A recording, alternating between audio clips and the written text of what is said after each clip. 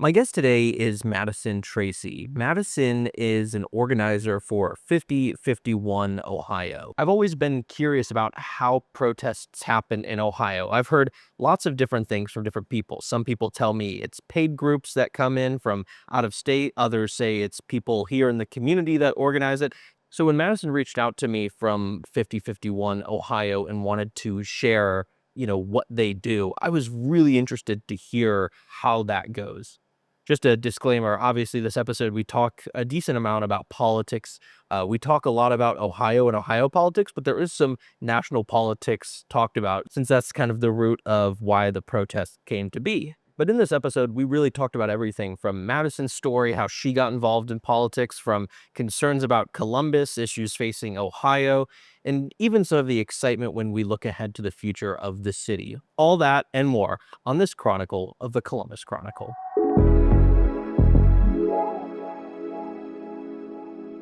We're planning like a July 4th all Ohio protest, and people are already online complaining about, oh my gosh, Columbus, like where am I gonna park? And Columbus is so overcrowded. And I'm like, July 4th, it's like dead downtown. Like, let's be honest. Red, white, and boom is the day before. Yeah, and that's everyone gets it all out of their system that day. No, that's a good point.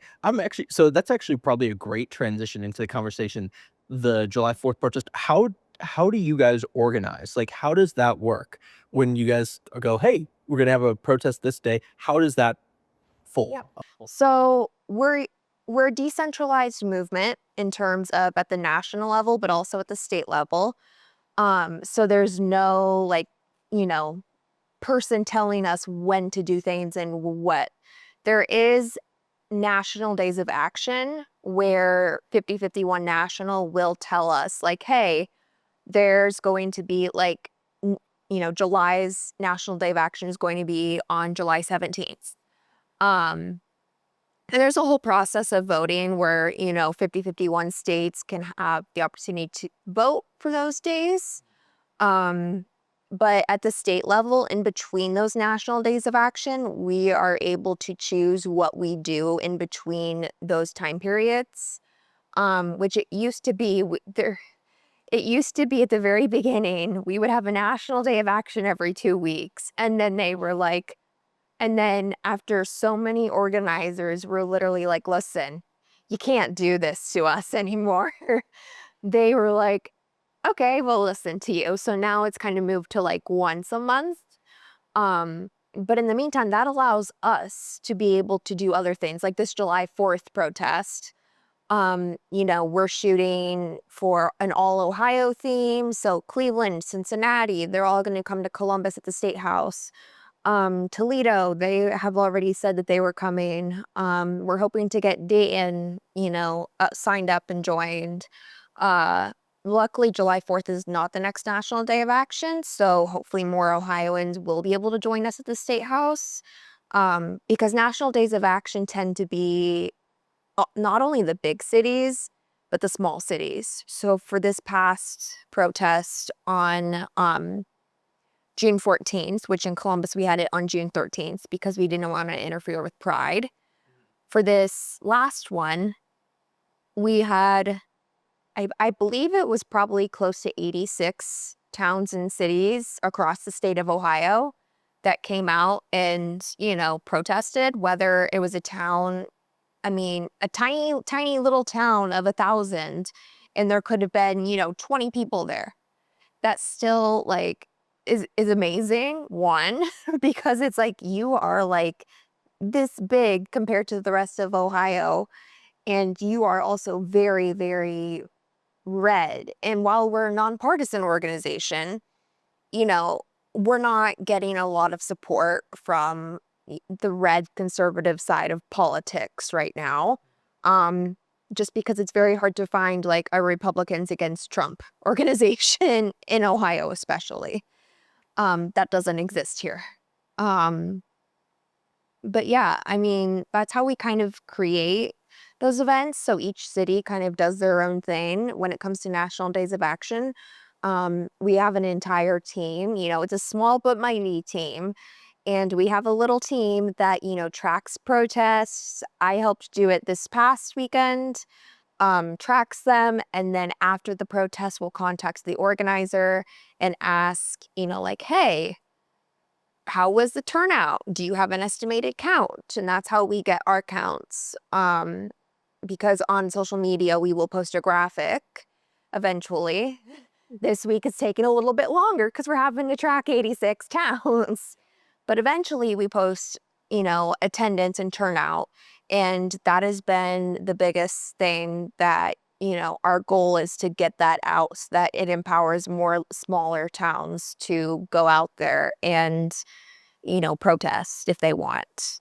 So 5051, like, kind of talk to me about what it is, kind of its founding. And I'd really be curious. So do you oversee all the small towns, or do all the small towns also have someone who's kind of the point person for those? Yeah.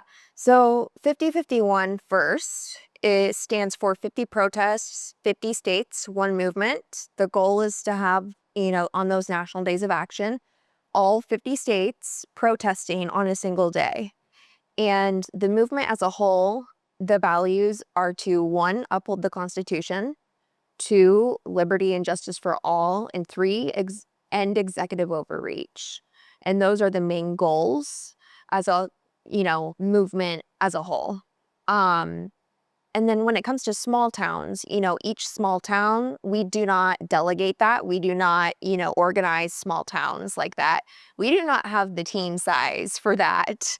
Um, so, literally people will just organize. Like they'll step up and say, hey, I want to kind of organize a protest in my town. Like, I don't want to have to, drive to another place. Like, I want to do it in my town. And, my town means a lot to me. And I think this is going to be meaningful. And so then we have people that either sign up kind of at the national level, or they will contact us and be like, hey, like, what do I do? How do I get my protest on the list for the National Day of Action? And it's kind of a scavenger hunt sometimes to look for those small towns in National Days of Action, because like we have a Facebook group and then we have a Facebook page. The group is where people can post things, and it's like you have to scour that list sometimes to see like, okay, this person is hosting a protest on this day.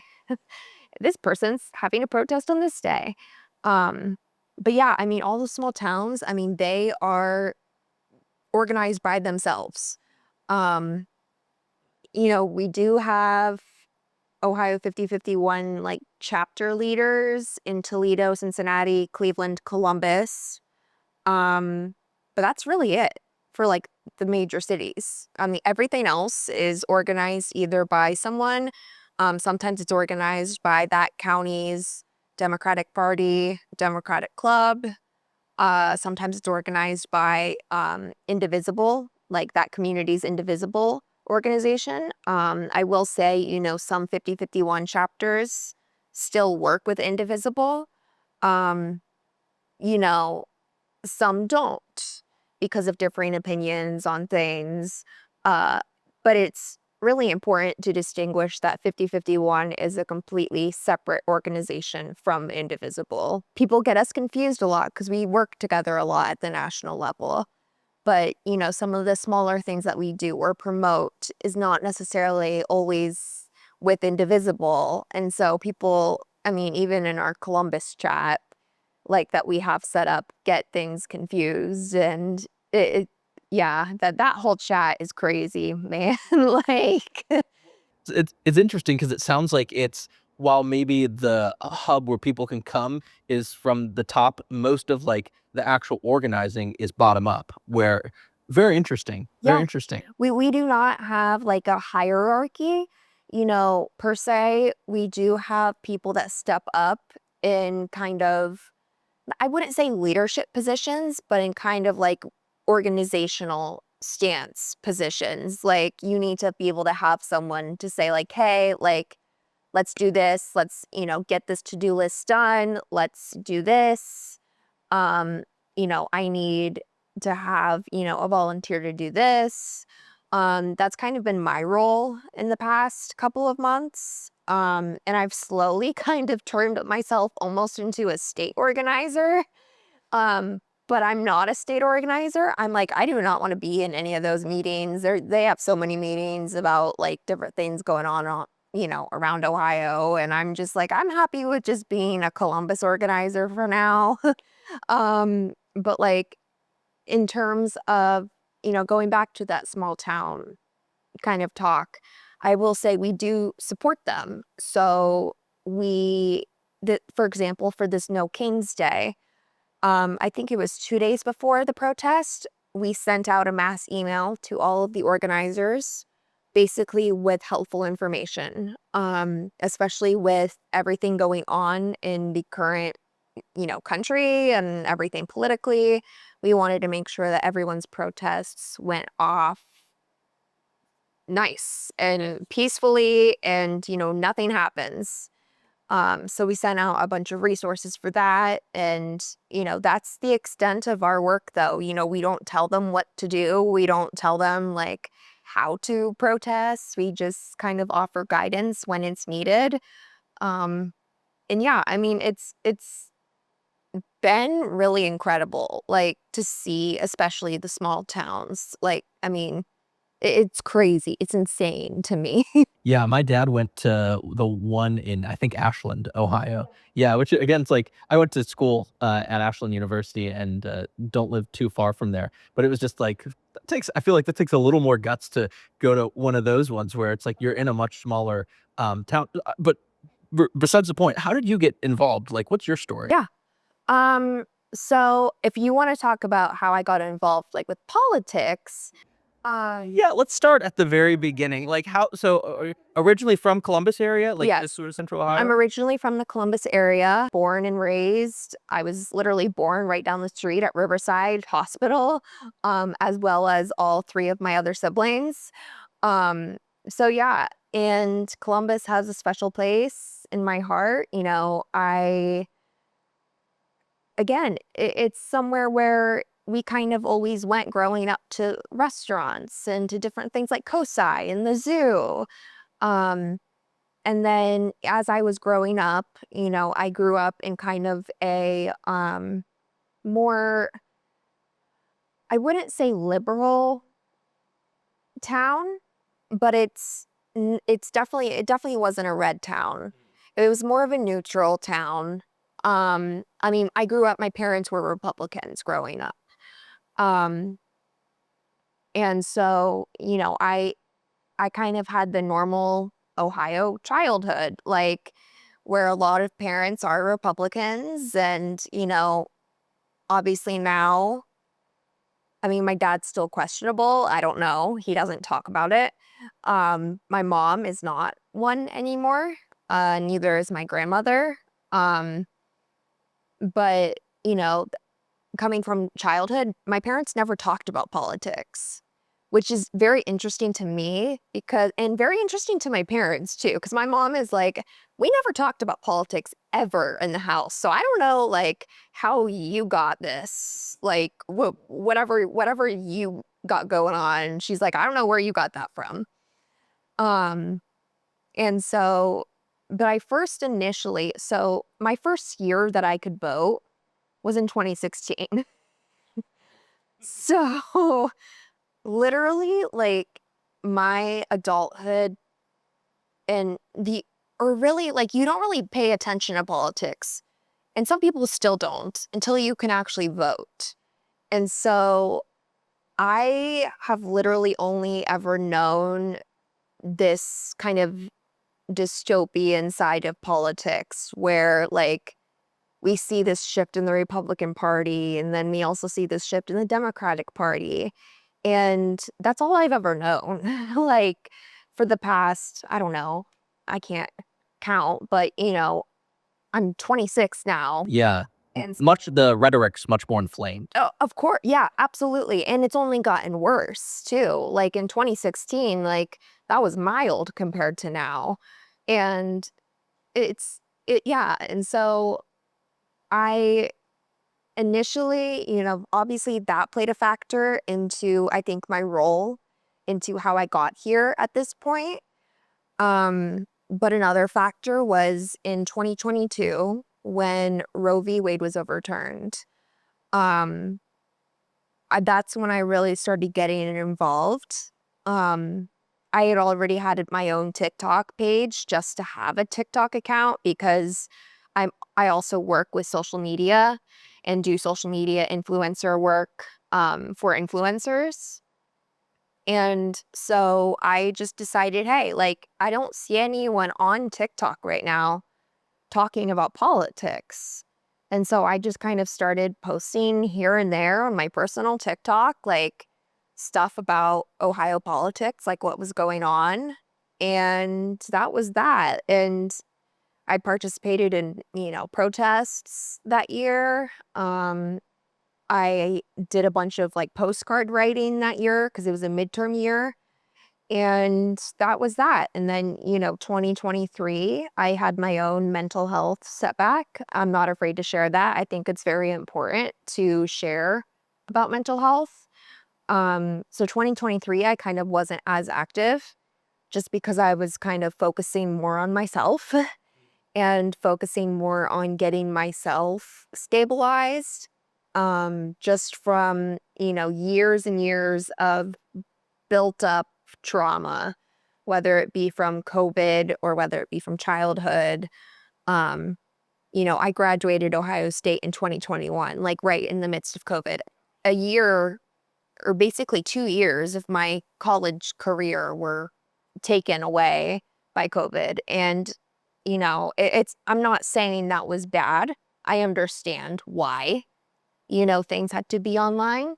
Um, but it's still sad. Like, I still mourn that loss of, like, not being able to have my junior year, my senior year on Ohio State's campus. Like, I found myself my sister graduated from UC this year, and whenever I was at her graduation, I found myself, like, just thinking, like, "Gosh, like, I wish, I had this experience." Like, so, 2023, I kinda took a year off because all of that kinda built up. And then 2024, um, I actually last fall, so it was probably August 2024 is whenever I started getting involved with my local Democratic Party or my Democratic club. And I kind of just kind of helped manage the office. I kind of helped, hand out signs. I helped with a ton of things. And, everything was positive. Like, we were positive. The county that I was volunteering with handed out more signs than they ever had, like, in their history. And so we were like, wow, this, like, we didn't expect what happened in November. Um, and then, of course, when we found out that Trump was elected in November, everything kind of shifted into this, okay, what are the next steps to keep our community safe? And, for me, I just kind of didn't know what to do. I kind of felt a little lost. I mean, well, first of all, like the day after the election, I like went out and applied for a passport just because I'm like, I don't have one yet and I should probably get one. Um, and, yeah, I mean, it was just it was shocking. And it was also you kind of went through the stages of grief of like, here we go again, but of also like, it's gonna be worse this time. Um, you have a twice impeached former president with 34 convicted felonies, and the rhetoric around politics had only gotten worse. And so it's like, this is gonna get worse. We're in for it. Um, And so, I kind of stayed a little quiet December, January, um, and then February, beginning of February is when 5051 kind of arose out of, nothing, literally nothing. Um, the founder of 5051 still to this day is anonymous. Like, it was a Reddit user. Like, literally, that was it that, proposed this idea. And then a bunch of people got together, and it's a very grassroots movement. And again, none of us are paid. I'm going to say that. I can't tell you how many times I've been told, oh, you're a paid protester, or, go get a job. And I'm just like, you're telling me to go get a job and we're protesting on a Saturday, but okay. Like, or we're protesting after hours, like after work hours, but okay. But also, I do have a job. I have multiple jobs. Like, we all have jobs. I didn't go to college to not have a job. Like, so yeah, I mean, and then I actually went to high school with, one of the Cincinnati organizers from the beginning. And he had told me about like what was going on and like this type of protest. And the first like big one was on President's Day, which I believe was February 17th of this year. That was the first kind of big one. I believe there was a little bit over 1,000 in Columbus that day. They had it, throughout the day, but I mean, yeah, and that was kind of like the big kickoff. And then literally 2 weeks later, um, they had, because again, this is whenever they still did bi-weekly, basically, National Days of Action. So then 2 weeks later, they had another 5051 protest in Columbus. And I texted my friend Jack and I said, hey, Jack, like, do they need any speakers or anything in Columbus? And, he was in Cincinnati at the time, but I'm like, surely he knows people in Columbus.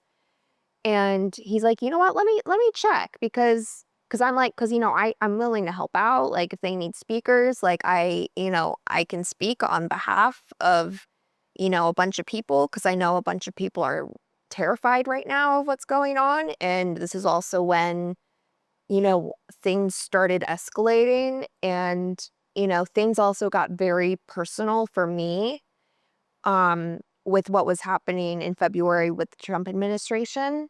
Things hit very close to home.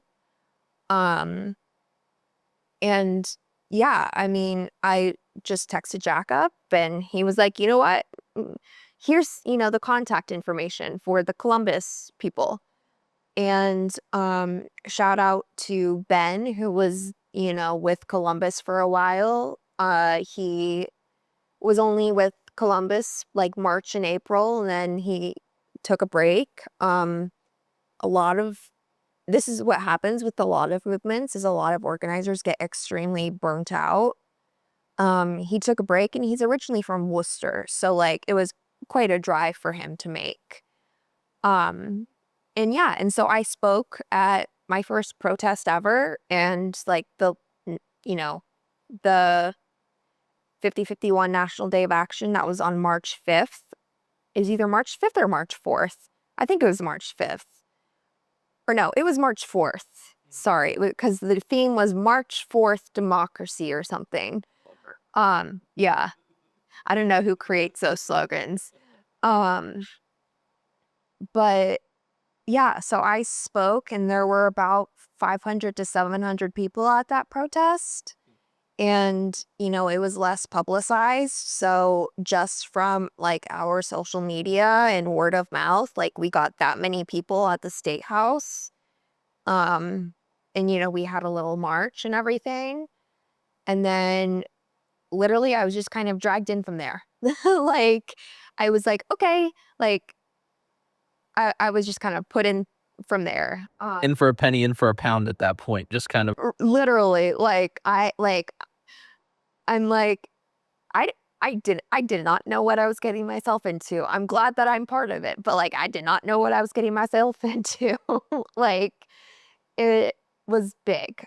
And so then the next National Day of Action was March 15th. And in Columbus, we had to cancel it because that morning there was forecasted like severe storms and like possibly tornadoes, and we're like, we're not going out in that.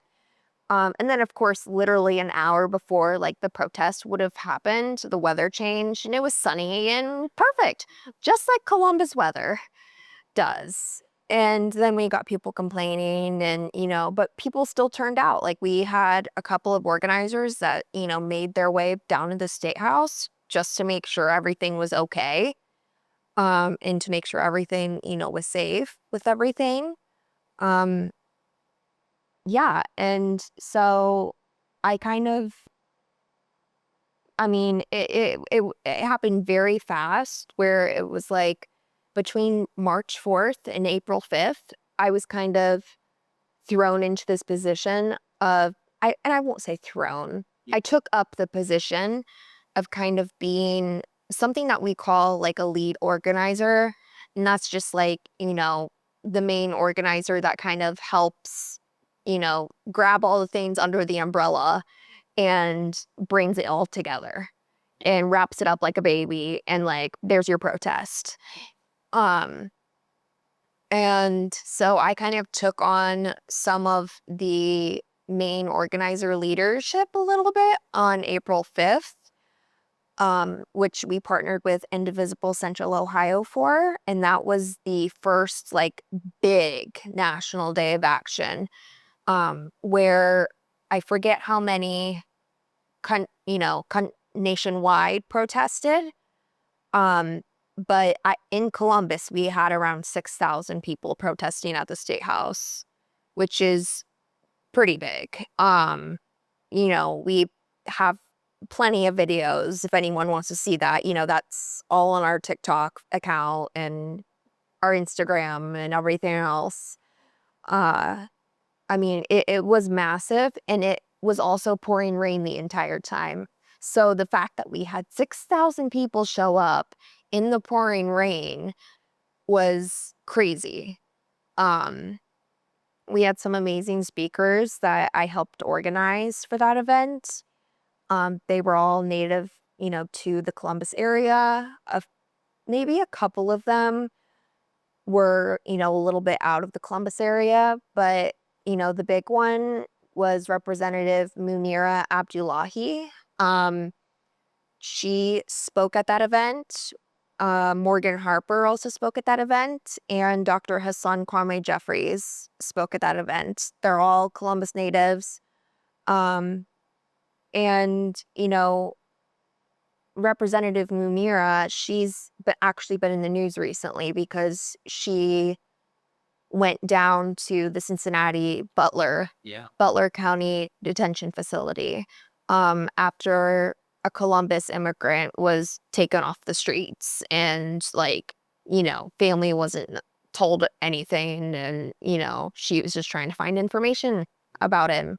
So she drove all the way down there because she couldn't get information over the phone, and she drove down there and got a tour of the facility, but unfortunately, she wasn't able to lay eyes on, our neighbor. But yeah, so she's been great. But then continuing with the timeline, then we had April 19th. April 19th, we ran by ourselves as 5051, and we had 4,000 people attend that, which was also a big deal. No speaker lineup. So our speaker lineup, I think we maybe had 2 speakers at the very beginning, but we had an open mic, which was something we had never done. Cincinnati and Cleveland had done it, and we were only planning to do like an open mic, and it wasn't really a microphone, it was a megaphone, but we were only planning to do it for about an hour, and it ended up going on throughout the entirety of the protest. We couldn't do a march at that time because we didn't have the marshal capacity. And, the logistics of a marshal is to keep things safe, de-escalate potential issues, which we've never had problems in Columbus with that type of thing. That was going to be one of my questions, if you've had any of those sorts of issues. No, we've never had anything. I mean, like, We've never had any issues like that in Columbus. I do know other smaller cities in Ohio have had some issues, um, but nothing to the point of like violence or, threats or arrests or anything. Um, and I will say a lot of these protests across the country are peaceful. You mentioned something earlier about like you guys don't get paid. It's all you guys volunteer. Yep. What are some of the other misconceptions about the protests you guys organize here in Ohio that you hear from people or questions people have? That we don't have jobs, obviously. That kind of goes with that we don't, that, we get paid to do the work, that we don't have jobs, that we are all liberal Democrats. We're not. um, you know, we're not. I may be personally, but Mix of people. yeah, it's a mix of people. We're a nonpartisan movement. And so literally we have Republicans, independents, socialists, Democrats, libertarians, all of the above attend our protests. And so that's another misconception, is that this is all paid by the Democratic Party and the Democratic Party is doing this. And, it's just, it's all funded by the Democrats. And with the No Kings protest, especially since it's now officially the largest protest in American history. And over 13 million Americans nationwide came out to protest, which hits the 3.85% of the country, which may seem small, but there's a study out there. And 5051 has kind of had this goal in mind since the beginning. There's a study that says if 3.5% of the population participates in a movement or participates in a protest that is nonviolent and that is peaceful, actionable change will happen. I mean, it's a study that, you know, I don't know off the top of my head, but it was a bunch of, doctors and like psychologists and all of that did, that looked at literally all the major protests ever in United States history, and combined all of those and came up with 3.5% number. And with the No Kings protest, we hit 3.85%.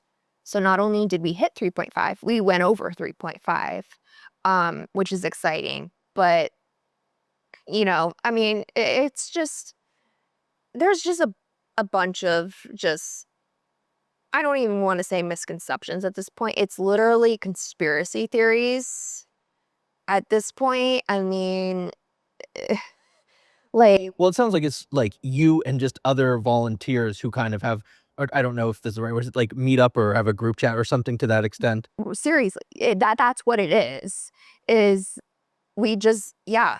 I mean, that's exactly what it is. It's just, a bunch of volunteers also from Columbus, live in Columbus. And, you know, a lot of us are under the age of 35. Um, so, we kind of range on the younger side. I'm trying to think. I believe the youngest of us is like 23. Um, and so, we kind of all range on the younger side, and, you know, it it's just how it works. We're not like professionally organized, and this isn't an organization. Like, we're not a 501(c) or anything. Like, we literally cannot accept cash donations. We do not accept cash donations because we don't want the IRS coming after us, number one. Number two, we can accept physical donations. So like if we had someone literally just buy us a $1,200 speaker that we can use to help like play music or whatever at Like our water, stuff protests. like that. Um, Water can be questionable. So just because, this happened during the Black Lives Matters protest, where, some people donated water, and unfortunately, the water was drugged. or, it was tampered with in some way. So not anything that you guys might consume or anything to that extent. So like the speaker then, like you were asking. Like the speaker, we were able to accept. We've gotten megaphone donations. And then more recently, we've been involved with mutual aid efforts. So we are connected to a bunch of, mutual aid organizations within the Central Ohio, Columbus area. And we've been promoting those. Oh, So cool. Tell me more about that. Yeah. yeah. So I won't name their name or their group, but they got us in touch and involved with some mutual aid organizations, gave us a big list of mutual aid organizations. Then these are basically, either nonprofit organizations or organizations around Columbus that help people in general, whether it be the homeless population or whether it be, Black and brown families, immigrant populations, women, and I mean, everything, like from everything. And so we were able to debut. We've had a link in our bio on our Instagram and in our TikTok for Columbus 5051, specifically Columbus 5051, that basically takes you to a list of our mutual aid organizations that we support and that we tell people, like, hey, you can donate here, because some people are like, we would like to donate to you. They come up to us at our protests and like, how do we donate? Like, where can we donate to this cause? And now we're able to say, hey, like, we have these mutual aid organizations, scan this QR code on our table. And, we've already seen, like, on Instagram at least, which our handle is literally just Columbus 5051, and that's 50501, not 5051. Yeah. Um, that's another misconception, but that's a mild misconception. Um, and yeah, and like anytime we see events that are being posted by these mutual aid organizations, we will repost them to our stories because we're like, the community deserves to see this. Like, if they want to, become involved, and like a lot of these organizations like are looking for volunteers, or are looking for like donations, whether it be clothing, whether it be like food pantry type donations. um they're looking for these things. And so our goal is to help uplift the community at the local level as well. um, we're actually in the process right now of planning some sort of mutual aid organizational like picnic, that will be kind of like a social picnic where people can come and, we'll have a bunch of mutual aid organizations from Columbus and Central Ohio. We're looking at doing that, end of July, maybe August, something like that. And, we're all just going to go to a park, everyone bring your own meal type of thing. We'll have music and we'll have mutual aid organizations there, and everyone can kind of just walk around almost like a little mini mutual aid fair.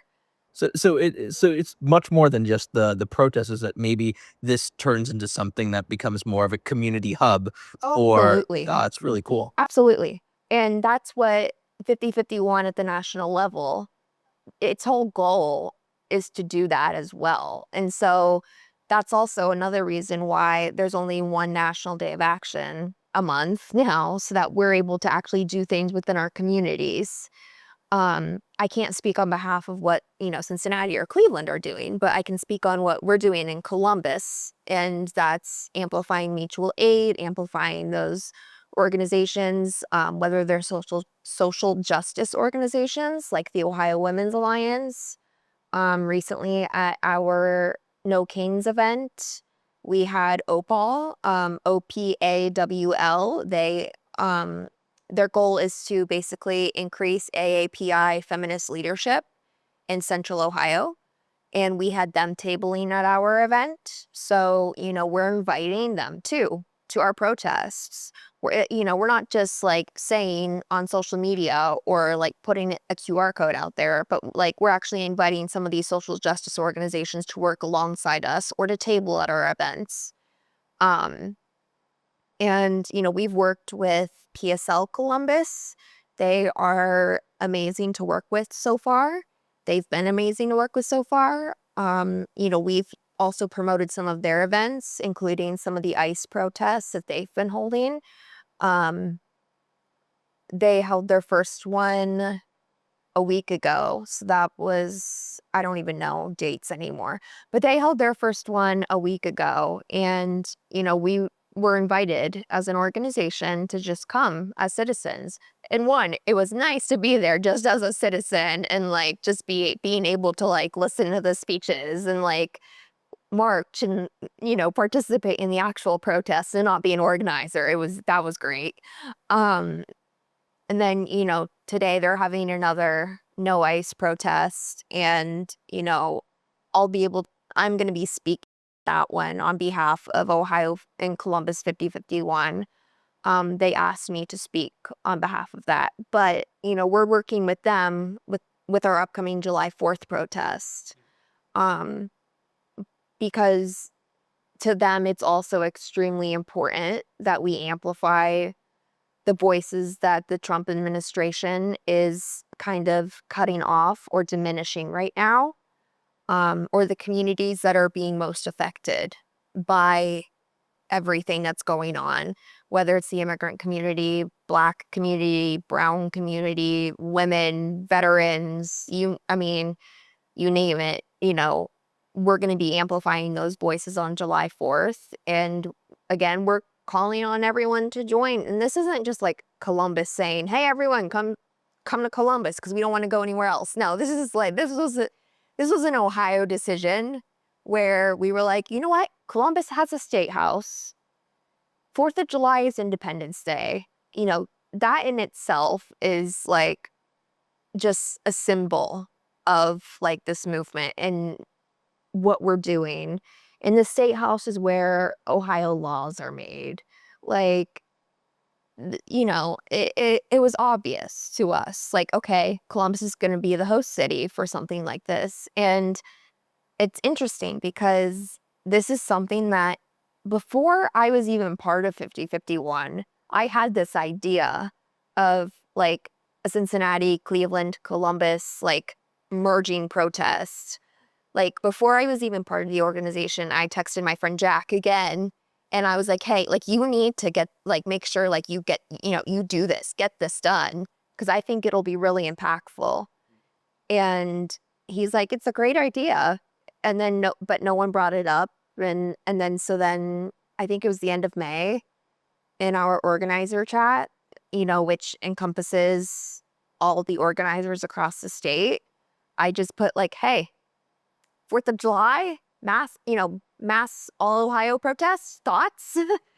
And everyone was in. So, while Columbus is kind of like the host city, like we're not obviously like the only ones that are going to be present. I've said, Toledo, Dayton, Cleveland, Cincinnati, we're all pushing for all of them to come to Columbus. And it's not going to be on the next National Day of Action. July 4th is not the next National Day of Action. The next National Day of Action is July 17th. And so I think it'll be easier for people to come into the Columbus area.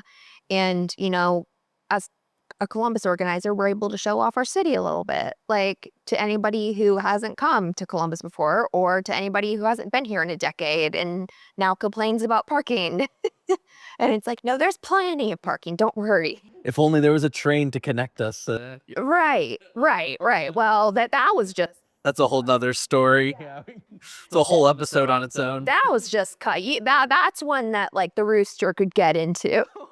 Oh, that's funny. That's funny. But no, that's a good example of how it goes from like the idea, like just bringing up the idea, like you said, like saying, hey, should we all come to Columbus? And now it's like that's going to be an actual event that happens here. That's pretty interesting to just see, like it really is truly just like people in the state doing that. Because I hear from a lot of people I know, because I have friends all across the political spectrum, and some of them will say to that effect, be like, it's just these out of state groups coming in, and I'm like, I don't think so. It's like I feel like and this is why one of the reasons I wanted to chat with you when you reached out, was because that's just so interesting to me. I wanna, like, know from the people who are on the ground at that level doing that. I do have kind of a question, a little adjacent to protesting, but what do you think the biggest issues facing Ohio and Columbus right now are? Um, Obviously SB1 is up there right now. That's been up there since March. And it just went into effect I think literally yesterday. And so getting the SB1 petition out and signed, and the deadline to get those signatures are this week. But I think obviously SB1 has a huge impact on Ohio, a huge impact on universities.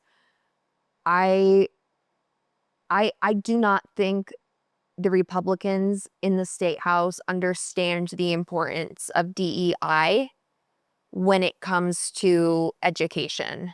Um, you know, DEI literally like came out of like desegregating schools and like making sure that everyone had the equal opportunity to go to a college and everyone had the equal opportunity while they were at that college to succeed at that college. Personally, I um, you know, I have ADHD. And so whenever I went to Ohio State, I used the student disability services a lot. And while DEI or the bill doesn't specifically target, disability services at colleges, this bill's literally a track to do that. Like it's a very open bill. And the fact that it also like not it doesn't let faculty members strike is a big concern as well, because literally that's your First Amendment right. And faculty members deserve the right to strike. That is their way to protest, and that is their way to get things changed at the university level. Um, I am very close with Dr. Hassan Kwame Jeffries at Ohio State University. Like I said, he was one of our speakers on April 5th, but I also took multiple classes with him. He teaches African American and Black studies. And just, one of his classes, he likes to say, like, this is a class that teaches you about, American history from the Black perspective of things that you were never taught in high school, basically. And that includes like stuff like the Black Panther Party. And SB1 can limit what universities teach as well. And so his department, would be under threat of what he's able to teach. But like also it's extremely important that students who want to learn more about that kind of stuff are able to learn about that stuff.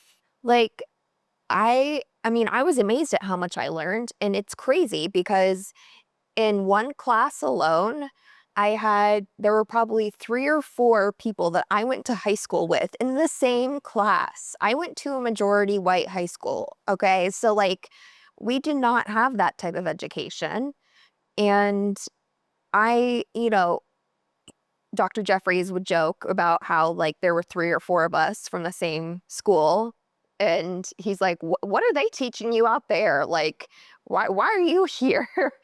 And it's just like, because we care, one, and it's interesting too because he said that, his class sizes used to be very, very small. Like, I'm talking 30 people, 40 people at a time per semester.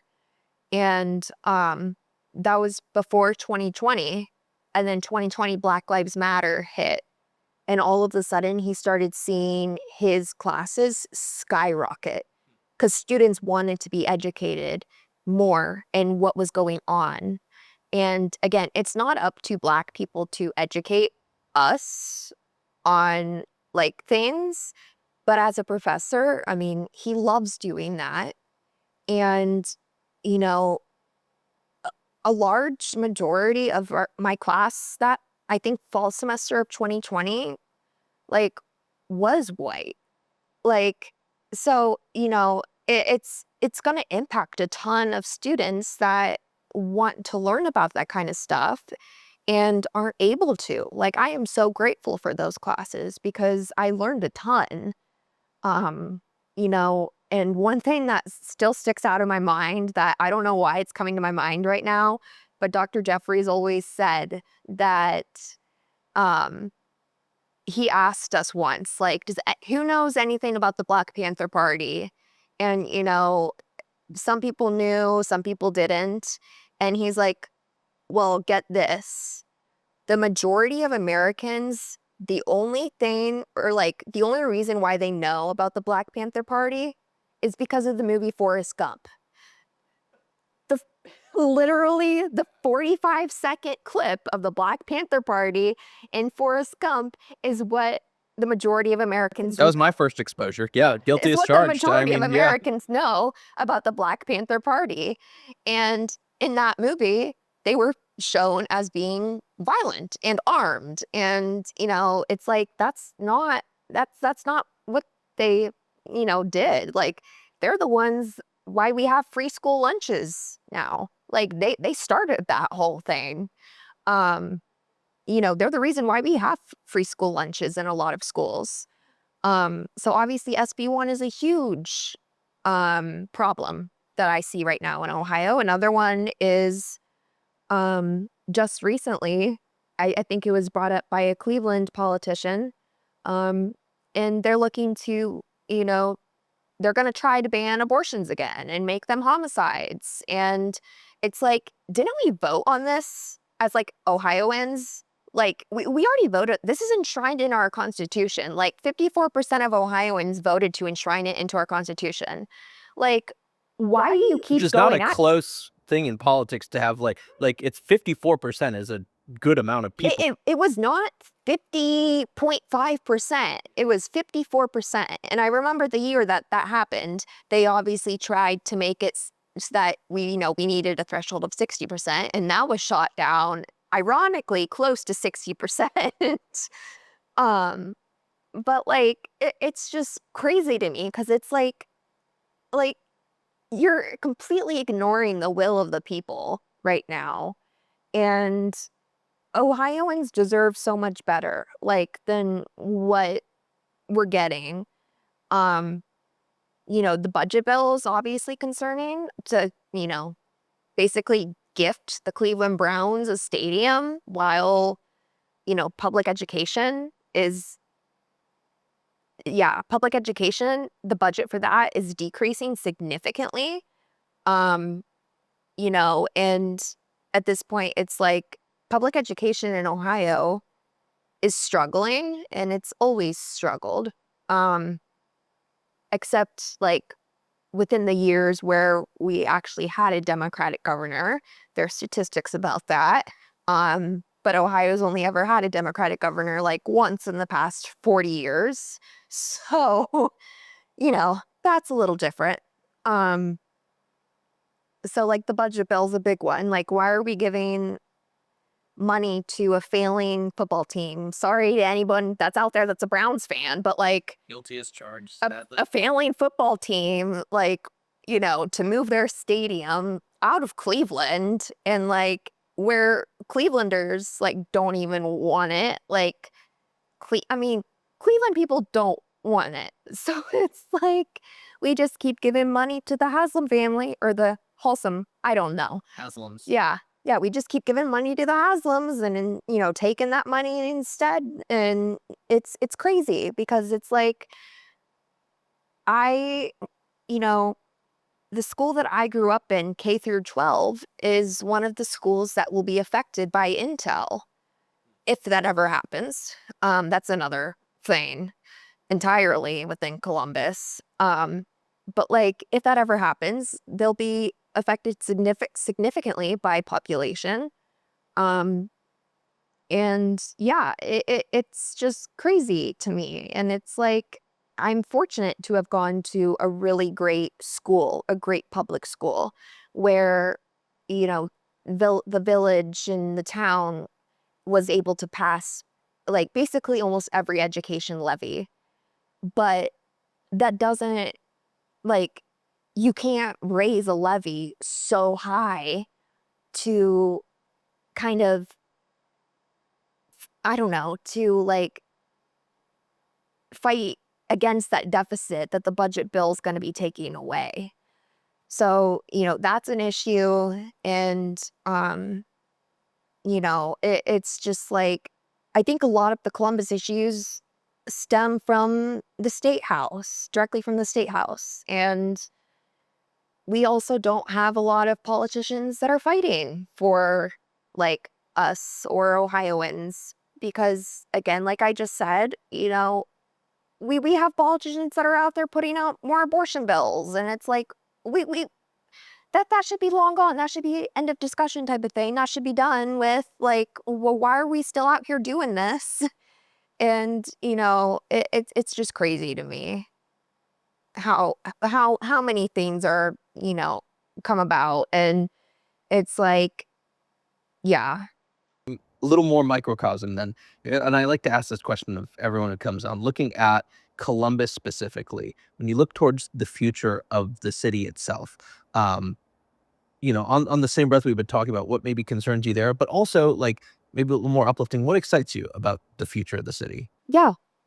Um, well, I'll start with what excites me first because I feel like that's easier to answer. What excites me, obviously, there's a growing food scene. There's the population is increasing dramatically.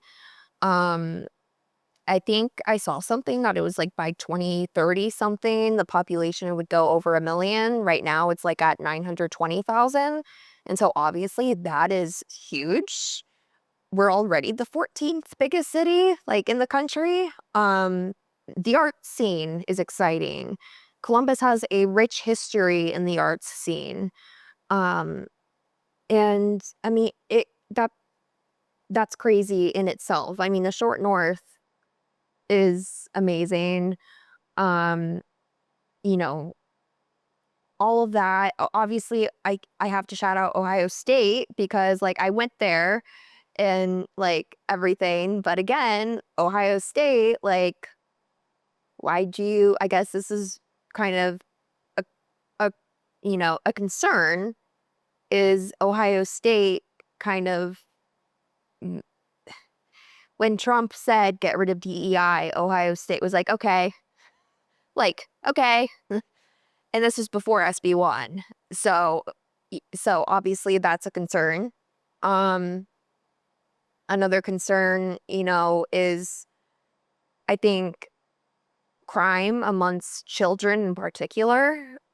We've seen a growing number of crimes related to children or crimes, done by children in the city this summer. Um, and I mean, summer is to be expected. Summer is when higher crime rates are happening.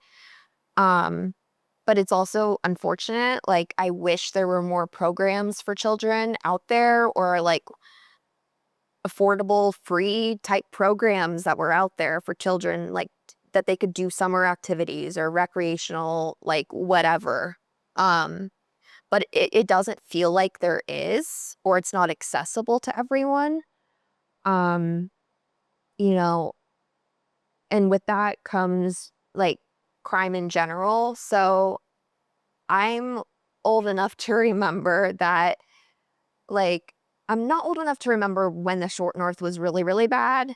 But, like, I'm old enough to remember that, like, when I was in high school, the short north was becoming, like, really nice again, and, like, it was, like, you could walk down, it was safe, like, you could go down there and everything was good, there wasn't, like, hardly any police presence at all, and everything was good, and then, within the past couple of years, it almost seems like it's kind of reverting again, and I think a big reason for that too is gentrification, and the more and more east Columbus is going, like, I mean, if you just go up 4th Street, like, you'll see a ton of like all these fancy apartments now that are like built.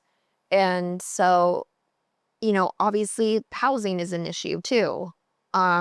Like when you're displacing people, it's one, not right, but two, like you're also not then creating like affordable housing options for them. So like not only are you displacing them, but you're not creating a solution for them. Um, which gets tricky. But I mean, yeah, it's like Columbus has so much to offer, but also so much to work on. Um, and in my current opinion, the mayor of Columbus is just not doing a whole lot. Isn't very active, doesn't seem to be very like involved within the community. Um, I remember when Mayor Coleman was mayor and, there seemed to be a lot more like structure and organization and like, here's what we're gonna do. And, that seems kind of lost right now. Um, but yeah, I mean, other than that, like there's so many things to be excited about Columbus. Like, and all the Ohio hate, like on TikTok or social media. I mean, yeah, half of it's jokingly, but like the other half is like genuine. Like, there's nothing to do in Ohio. Like, and my answer to that is, have you been to Columbus? And then if it's like, yes, then it's like, you're not doing Columbus right. Like, if you are complaining about, oh, there's nothing to do in Columbus, you're not doing it right. Like, you better check out, we have bloggers at this point. We have, influencers in Columbus. Like, we have Experience Columbus. That's, a website and all of these things. And it's like, there's so many things to do. And I mean, it's like you got to really dig for those things if you're coming to Columbus for the first time and have no idea what you're doing. Um, and I think that's another thing is that Columbus could be doing maybe a little bit better at like saying like making themselves, like, hey, we're the second biggest city in the Midwest. We have a ton of things to do. Like, it's not just cornfields, Columbus cornfields. Like, sure, there's a maze of corn in Dublin, but like that, not counting that.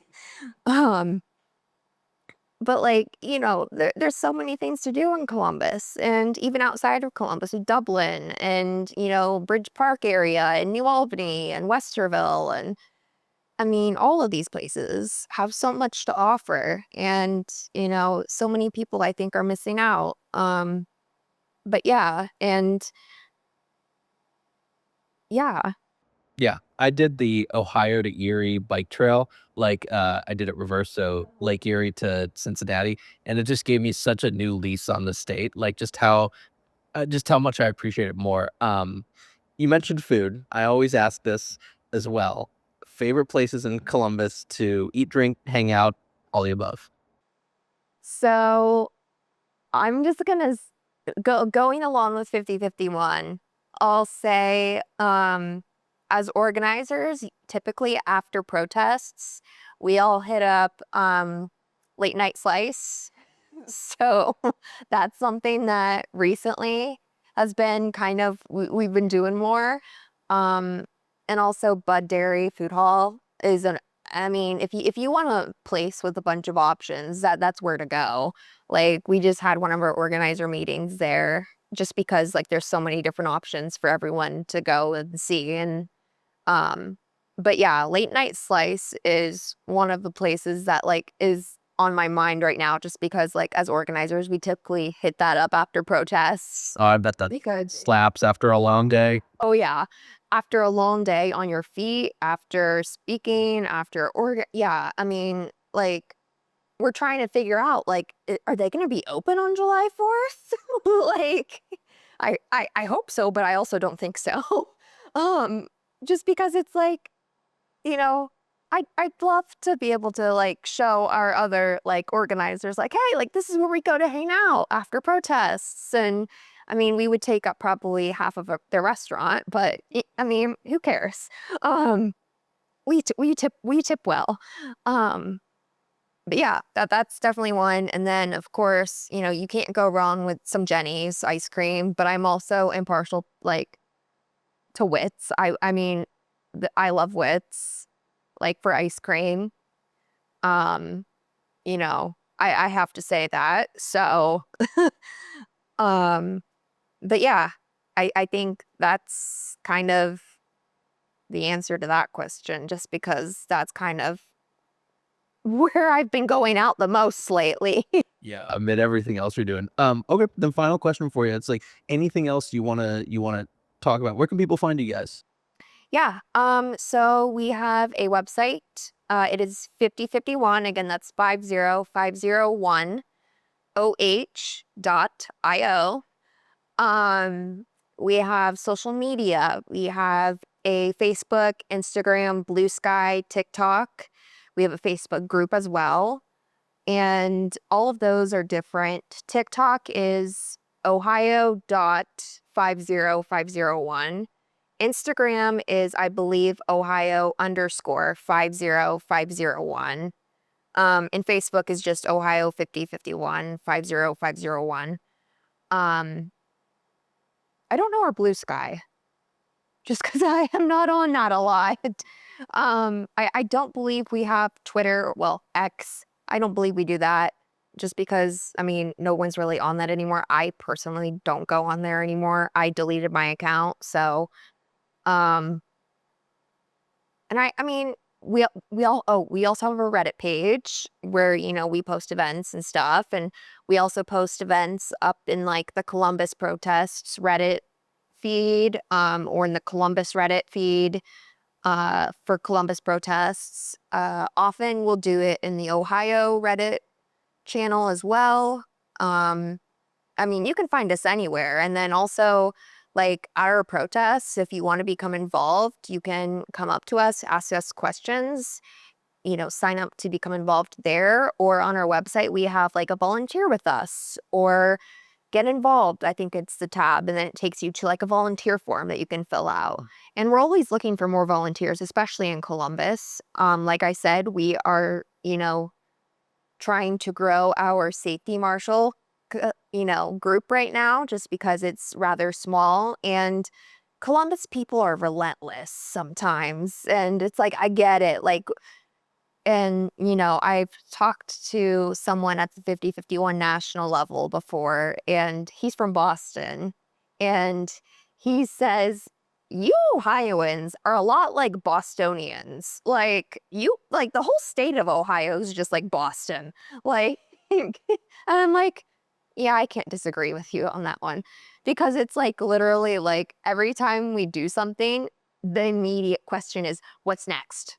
And it's like, let us have a day or 2 off. Let's go to Mikey's. Let us just enjoy the pizza. Yeah. Yes. Like, please, we will let you know what's next, but, like, we will let you know, like, watch our social media channels. That's where we're most active.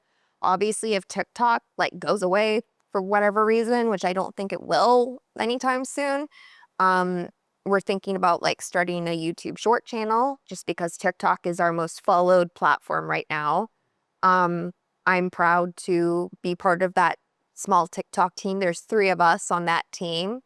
And I'm proud to be part of that team. But yeah, I mean, um, you know, that's kind of everywhere you can follow us. And I will say Facebook, we do get a lot of comments from, maybe the older generations where, like, for July 4th, we've gotten a lot of comments like, what about the picnics and the barbecues and the fireworks and stuff like that? And meanwhile, on Instagram, it's like, you know, let's go, time to carpool. And like, I'll be there from Worcester or I'll be there from Ashland and all the like fired up, which is kind of funny. But yeah, we have many spaces that are dedicated and to the public so that, they can learn more about us. And again, I mean, we're just a baby movement still.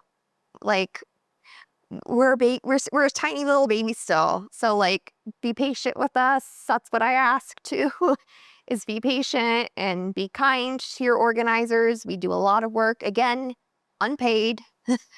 And, you know, it's a lot of work. Like, I will be taking a break personally after the 4th, just, for my own peace of mind, so that we don't get burnt out. Because I've been since March. So yeah, Anything else you want to add? Any closing thoughts? that's a great question because I went to communication school. That is a reporter question. That is a real, yeah. That is a reporter I question. t- Every reporter that I see and that, like asks me that question, I'm like, that's a great question. I know where you're coming from. I took those classes too. Um, I don't think so. I think we've covered everything. I just kind of want to emphasize that again, we are nonviolent. We are peaceful as a movement. That's why we have our own safety marshals out there to de-escalate anything that happens. And, like right now, the Republican Party is calling 50-51 something that was organized by the Trump administration and, or not the Trump administration. The Trump administration is calling 50-51 something that is being co-opted by the Democratic Party. And, we're all being paid by the Democratic Party. And it's like, no, like, I literally get text messages every now and then saying, "Hey, it's AOC from the Democratic Party. Would you like to make a donation today?" Like, do you really think that they're paying us to do any work? Like, no. And if they were, I'd be on vacation right now. I wouldn't be working my butt off in 90-degree weather, like once. Yeah. So again, we're just peaceful and things only escalate when you want them to escalate. So when Trump sent in the National Guard to LA, that's when you saw major escalation in the peaceful protests turning into, okay, there's some protests that are, there's some agitators.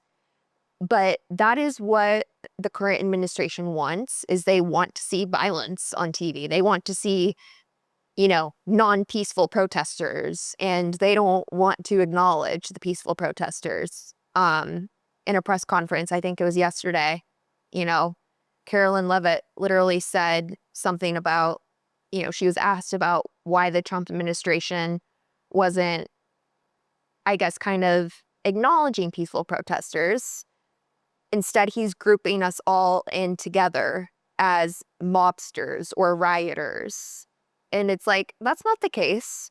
Come to one of our protests, like in Columbus. Like this past Friday, we had, toward the end of the protest, we had our JBL party box on. We were playing Kendrick Lamar and we were playing music and, Chapel Roan. And we were going, we were having a big old dance party. There were bubbles. Someone had bubbles. Like, I don't know who had the bubbles, but someone had bubbles. And we were dancing. We were just lining the streets of High Street with our signs and, getting lots of car honks. And that's literally like the cusp of it, and I'm really looking forward to July 4th because we're able to show the rest of Ohio how Columbus protests. Like, we're a little bit different. I know Cincinnati, they have music, but a lot of their music is kind of like live singers. And a lot of it is like older people singing like America the Beautiful and stuff like that. Like, we're not doing that in Columbus. It's like, we got the high energy here.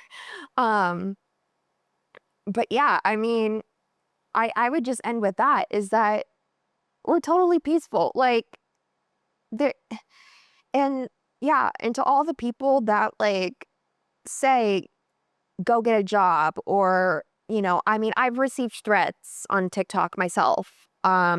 Not on my personal TikTok, but like on the 50-51 TikTok, Ohio 50-51 TikTok.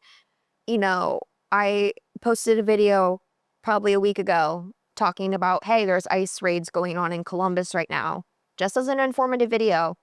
And we had to turn off the comments on that video just because of how violent the comments were getting. And again, this is from the opposite side of, what we're working on. Like, these violent comments aren't coming from our protesters because we're protesting this stuff. So you got to think, like, who are these violent comments coming from? They're not coming from our side, like 50-51, as a whole. And so, we had to turn off those comments because it was, I mean, I'm fine being threatened at this point. All of us organizers know the risks that come with organizing. And that's why we're still out there and we're willing to take those risks because someone has to. And, we're out there and we don't care about recognition. We don't want recognition. We just want to spread the word that, like, hey, this is what's happening. This is what's going on. And to get threats on social media is obviously not ideal. And is obviously very concerning for my mother. But like, it is what it is. It's just like, I, again, work in social media. So it's like, I know there's going to be people like that out there. You can't get away from them. But, again, we're peaceful, nonviolent. We're just relaying information. And, we're also unpaid.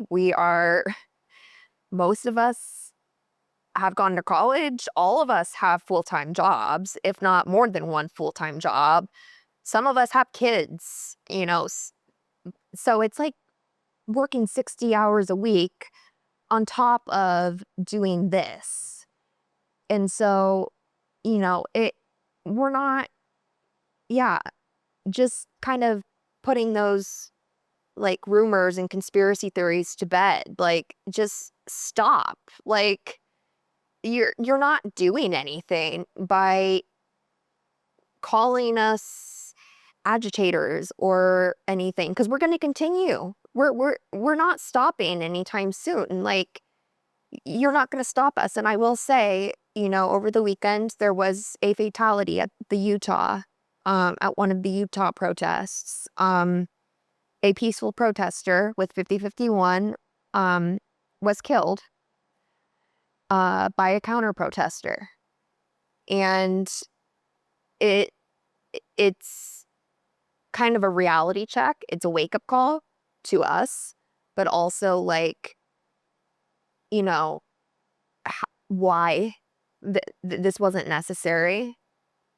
And the rhetoric that the Trump administration is spreading around about us I think is only going to make things more dangerous like that. And we know that, but it's just unfortunate that that's the way things are turning. And so I just want to say again, we're peaceful, we're nonviolent, we're whatever. And hey, if the Republican Party wanted to protest during Biden's presidency, they have the opportunity to protest too, because I hear that too sometimes. It was like, well, why weren't you out on the streets protesting when Biden was doing something? And it's like, I could say the same question to you. But yeah. I think we'll end it there. Thank you so much for coming on. Thank you for having me.